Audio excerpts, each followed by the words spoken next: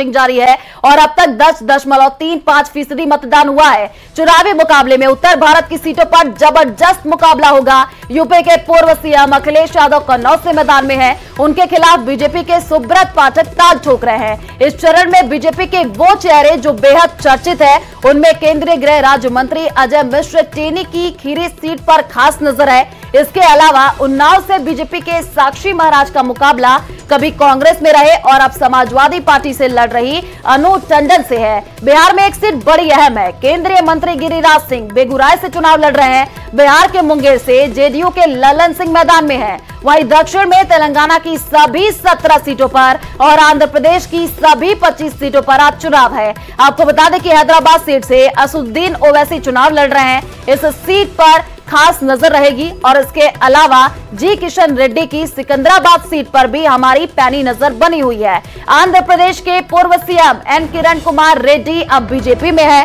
और राजपेटा सीट से चुनाव लड़ रहे हैं।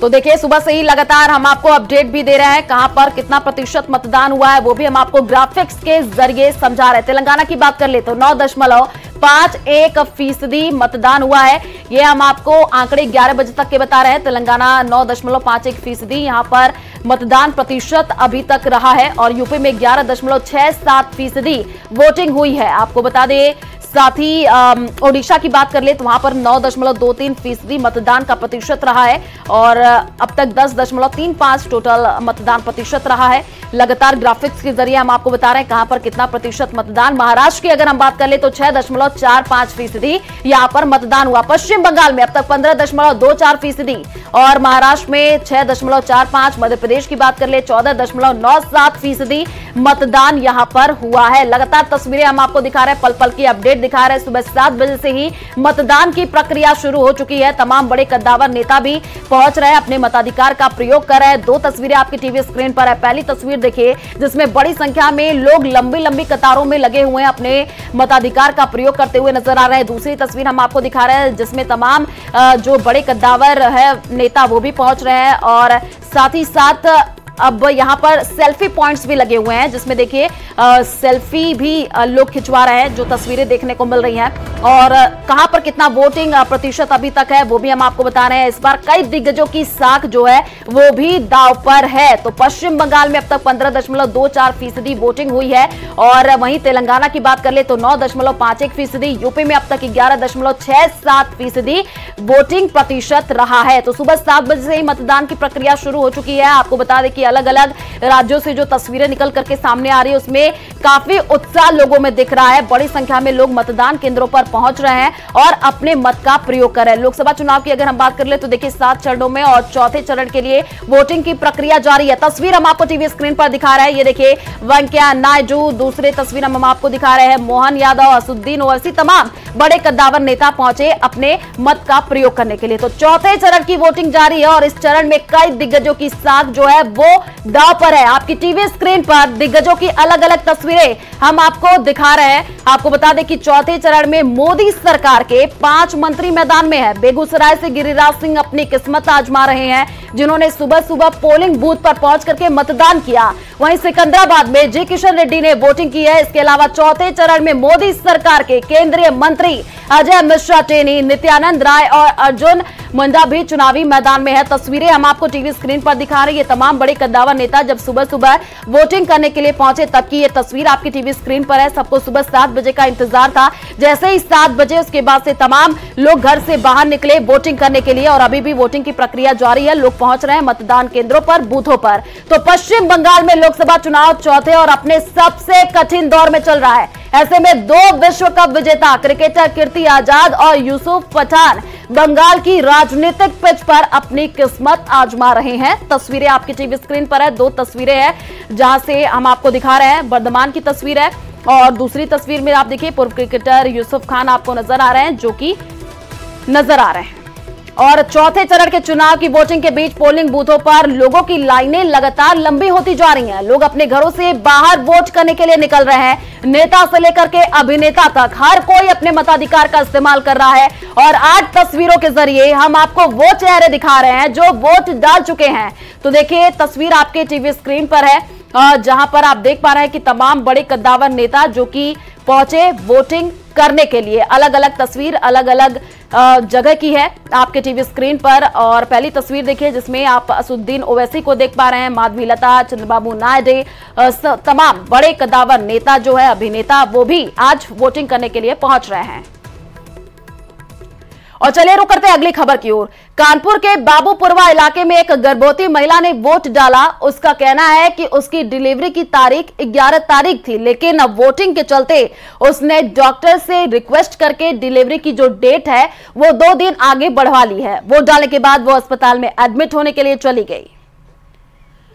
तो वो तस्वीर हम आपको टीवी स्क्रीन पर दिखा रहे हैं। आप देख पा रहे हैं ये गर्भवती महिला जो कि वोटिंग करने के लिए पहुंची और उसने डॉक्टर से रिक्वेस्ट की थी कि उसकी डिलीवरी की डेट जो है वो आगे बढ़ा दी जाए। और तस्वीर देखिए, यही वो महिला है जो कि वोट डालने के लिए पहुंची।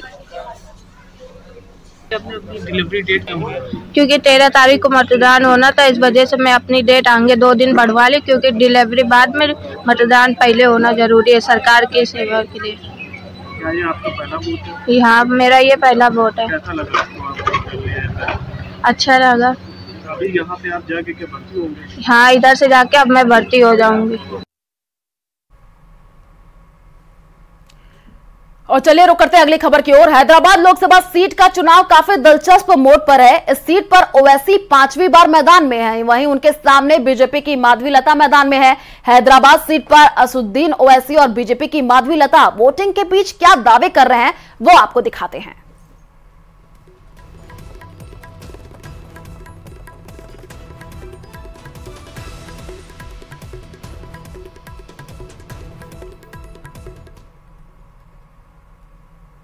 चार 400 पार का जो नारा मोदी ने दिया, भारत के दलित और जो संविधान से मोहब्बत करते हुए समझ गए कि ये 400 पार का मतलब ये है कि बाबा साहब अम्बेडकर का संविधान गया, आरक्षण गया या बेसिक स्ट्रक्चर चला जाएगा, आर्टिकल 29-30 गायब। तो ये मैसेज जा चुका है। बस मैं यही कहना चाहती हूँ, मैं वोट डालकर अपने आप को एक जिम्मेदार नागरिक समझ रही हूँ, क्योंकि एक वोट एक ऐसा समाज सेवा दृक्पथ को एक इंसान में दिखा देती है। क्योंकि एक वोट डालने से 2 फायदे होते हैं। एक खुद का परिवार, खुद के बच्चे आगे लेके जाने के लिए एक विकसित भारत के प्रति, और दूसरा उन सारे गरीबों के लिए, नन्हे मुन्ने बच्चों के लिए, दलितों के लिए और औरतों के लिए, और वो सारे बूढ़े बुजुर्ग के लिए जिनके लिए एक सच्चा और एक अच्छा प्रशासन चाहिए, उनके प्रति भी एक ऐसा सहकार और मदद हो जाती है। एक वोट खुद के लिए भी और देश की प्रगति के लिए भी, तो इससे अच्छा समाज सेवा क्या हो सकता है। माधवी जी, क्या लगता है आपको किला ढा देंगे आप ओवैसी का? मेरे हिसाब से वो हट गया है। आज तो सिर्फ हम एग्जाम लिख रहे हैं, क्योंकि वो लिखना ही पड़ेगा हमको। शो में 500 मोटरसाइकिल सवार भी शामिल होंगे। 12 जगह पर पीएम मोदी का भव्य स्वागत किया जाएगा। वहीं पीएम मोदी कल वाराणसी सीट से नामांकन दाखिल करेंगे। उससे पहले आज शक्ति प्रदर्शन प्रधानमंत्री नरेंद्र मोदी की तरफ से किया जाएगा। और नामांकन से पहले काल भैरव की पूजा, नामांकन से पहले एनडीए नेताओं के साथ बैठक भी प्रधानमंत्री नरेंद्र मोदी करने वाले हैं।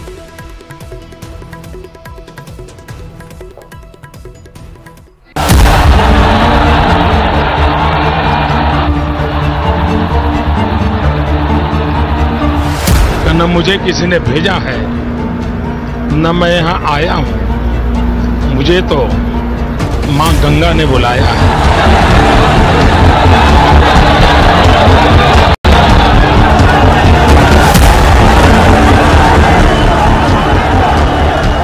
काशी ने इतना प्यार दिया कि बनारस के भक्कड़पन में ये फकीर भी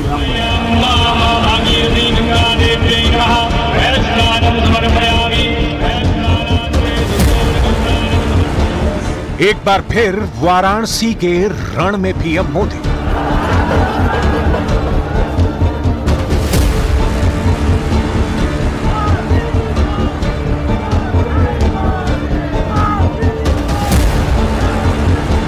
पीएम मोदी के नामांकन की भव्य तैयारी। काशी में हैट्रिक लगाने की प्रचंड तैयारी।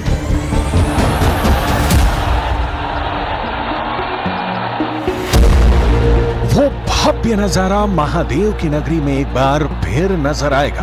पीएम मोदी का रोड शो होगा। सड़क के दोनों तरफ मोदी मोदी के नारों से गुंजायमान होगी महादेव की नगरी।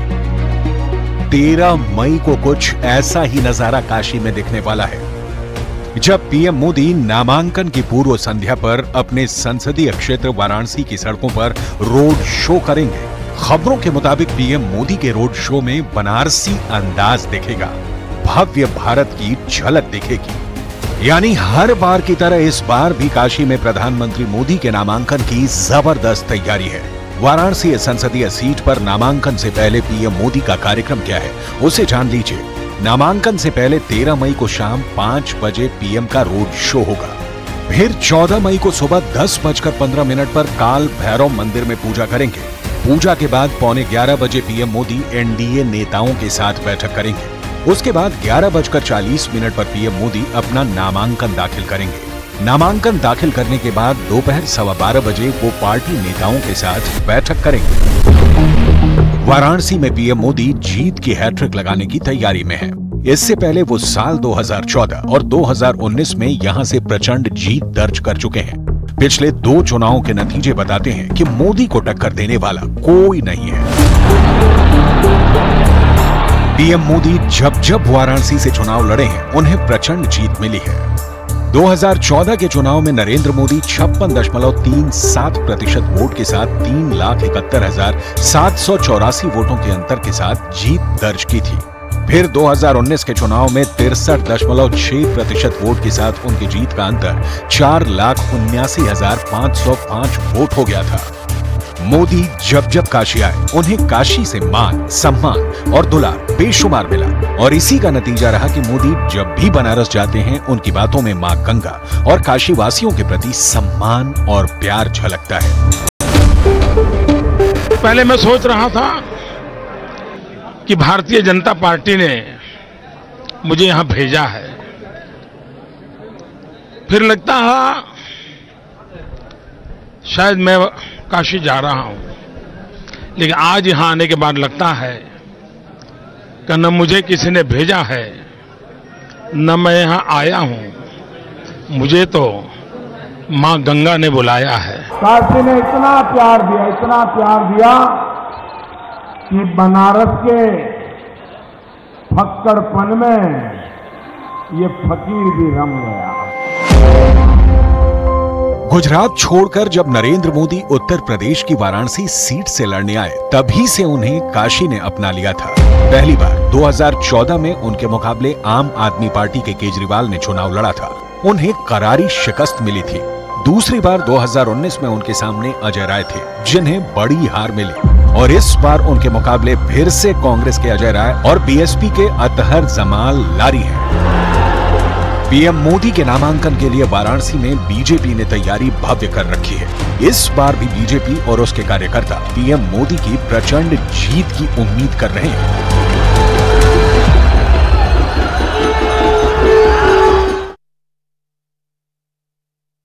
अरे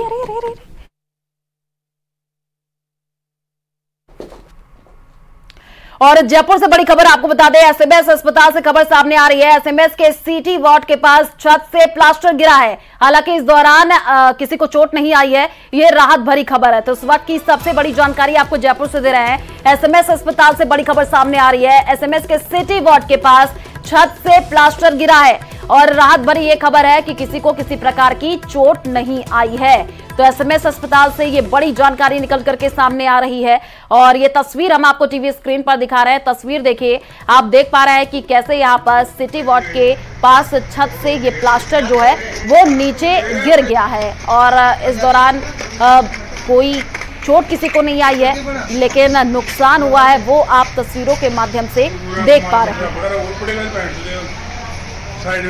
तो जयपुर से ये बड़ी जानकारी है। एसएमएस अस्पताल से ये खबर है और तस्वीरें भी हम आपको टीवी स्क्रीन पर दिखा रहे हैं। आप देख पा रहे हैं कि यहाँ पर सिटी वार्ड बना हुआ है और वहीं पर जो है प्लास्टर छत से नीचे गिर गया है और किसी को कोई चोट नहीं आई, ये तो राहत भरी खबर है, लेकिन काफी नुकसान भी हुआ है। देखिए कैसे प्लास्टर जब नीचे गिरा है तो यहाँ पर बहुत सारे जो सामान वो भी बिखरे हुए पड़े हुए हैं और सामान पर ही ये प्लास्टर गिरा है। और जयपुर ब्लास्ट की बरसी पर राजधानी के 6 से ज्यादा स्कूलों को बम से उड़ाने की धमकी दी गई है। अज्ञात व्यक्ति ने सभी स्कूल के प्रिंसिपल को सुबह सुबह मेल के जरिए स्कूल के बिल्डिंग में बम होने की सूचना दी। आनन फानन में सारे स्कूल को खाली करवा दिया गया है। सुबह करीब 4 बजे स्कूलों के प्रिंसिपल को धमकी भरे मेल आए। फिलहाल स्कूलों में सर्च ऑपरेशन चलाए जा रहे हैं।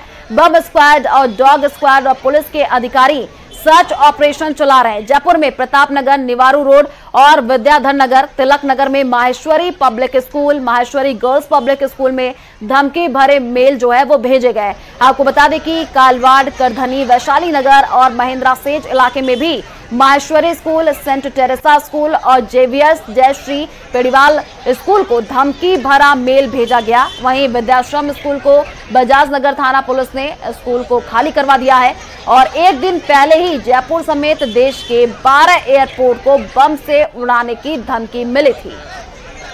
तो स्कूलों में अलर्ट देखने को मिल रहा है। स्कूलों की छुट्टी कर दी गई है। तस्वीर आप देख पा रहे हैं कि कैसे जो बच्चे हैं वो घर जाते हुए दिख रहे हैं। मौके पर सुरक्षा बल भी मौजूद है और स्कूलों में अब सर्च ऑपरेशन भी चलाया जा रहा है। वो कई सारे स्कूल जिनको धमकी भरा मेल गया है, वो नाम भी हम आपको स्कूलों के बता रहे हैं जिनको धमकी भरा ये मेल मिला है और उसके बाद से तुरंत एक्शन लिया गया। स्कूलों को तुरंत खाली करवाया गया। बच्चे जो है वो घर की तरफ निकले। माहेश्वरी स्कूल की हम बात कर रहे हैं, सेंट टेरेसा स्कूल जहां पर धमकी भरा ये मेल दिया गया। और स्कूलों में अब सर्च ऑपरेशन चलाया जा रहा। बम स्क्वाड और साथ ही साथ डॉग स्क्वाड की टीम भी वहां पर मौजूद है। तो जयश्री पेरीवाल स्कूल का भी नाम शामिल है। कई सारे ऐसे स्कूल हैं जिनको धमकी भरा ये लेटर मिला है और उसके बाद से तुरंत सूचना दी गई। तो सर्च ऑपरेशन भी चलाया जा रहा है स्कूलों में।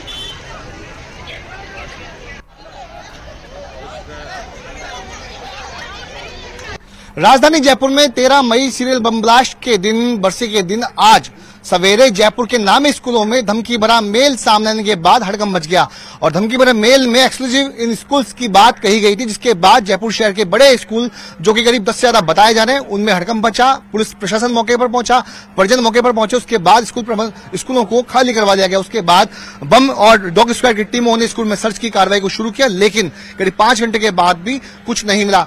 और मैं इस वक्त मौजूद हूं जयपुर के विद्याधर नगर इलाके में माहेश्वरी गर्ल्स पब्लिक स्कूल में, जहां पर आप देख सकते हैं कि यहां पर भी एहतियात के तौर पर गेट को बंद किया गया, स्टाफ को वापस से लौटा दिया गया और वहीं पर अंदर स्कूल के अंदर दमकल की गाड़ी को तैनात किया गया। वहीं पर पैरामिलिट्री जो जवान है, उसके अलावा जो मेडिकल स्टाफ है उनको यहां पर तैनात किया गया। स्कूल में जो बच्चे समर वेकेशन में आए हुए थे उनको वापस से भेज दिया गया। राकेश जी, क्या मेल आज सुबह आया था, क्या उसके बाद आप लोगों ने किया? देखिए, ये अभी तो अब तक हमें जानकारी मिली है 3:50 के आसपास सभी स्कूल्स में ये ईमेल प्राप्त हुए हैं। तो ईमेल्स में दरअसल ये जो इस बारे में विस्फोटक होने की एक तरह से धमकी दी गई है, बाकी भी कंटेंट है। तो एहतियात के तौर पर सभी जगह पुलिस जाब्ता भी तैनात है और जो एक बम की सूचना पर जो ड्रिल होती है उस ड्रिल के अनुसार संबंधित सभी विभाग यहाँ पर मौजूद हैं और चेकिंग की जा रही है। अब तक की जो हमने पड़ताल करी उससे ये सामने आया कि ये एक पैनिक क्रिएट करने के लिए किया गया है। इस तरह का कोई बम वगैरह कोई मौजूद नहीं है। स्कूल प्रबंधन के लोग भी मौजूद हैं, कौशल जी हैं, स्कूल बोर्ड के मेंबर हैं। सर, क्या धमकी वाला मेल था, उसके बाद में क्या किया गया, क्या यहाँ पर सर्च ऑपरेशन हुआ और परिजनों को क्या निर्देश दिए गए आपकी ओर से? हमने परिजनों को निर्देश दे दिए कि अपने बच्चों को आप यहाँ भेजे नहीं है, उनको इन्फॉर्म कर दिया। आज समर कैंप चालू किया था हमने गर्मी के हिसाब से, तो बच्चों को, उनके पेरेंट्स को हमने मैसेज कर दिया कि यहाँ पे कुछ अनहोनी हो सकती है, इसलिए उनको हमने आज रोक दिया गया है। और हमने इंचार्ज साहब को सूचना कर दी थी, मेल कर आया जो इंचार्ज साहब ने यहाँ आके सही टाइम पे 8:30 बजे पूरा ये स्कूल को पूरा अपने घेरे में ले लिया है। सब टीम आ गई।